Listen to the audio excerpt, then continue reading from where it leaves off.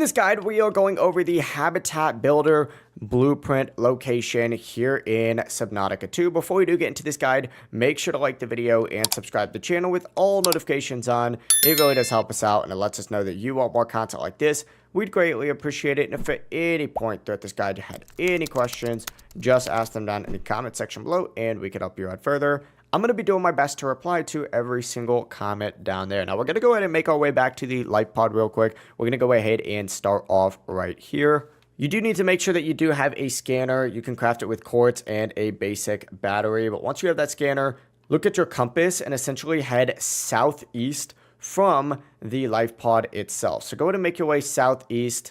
I mean, you can obviously just go ahead and make your way, southeast just in general, more so kind of like in this directional path. And you're going towards the welcome center. Essentially, once you hit this little welcome center right here, you need to, of course, get out, equip your scanner, and you'll see the habitat builder is going to be right in this section. Essentially, go ahead and scan this right here. It'll say you got one of two.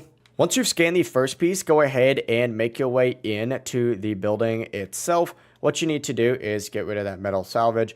Come down here a little bit. You're going to see the second location right here. This is an oxygen thing right here. So, of course, go ahead and grab that. And, of course, scan your next piece. And that is the second part of the habitat builder. But that is it. That is the full process. You can also get air right up in here as well. This is the coral dome. It's pretty cool. If you guys had any questions, ask them down in the comment section below and we can help you out further. I'm going to be doing my best to reply to every single comment down there. Before you do leave this guide, make sure to like the video and subscribe to the channel with all notifications on. It really does help us out and it lets us know that you want more content like this. We'd greatly appreciate it. Have a great rest of your day though. Peace.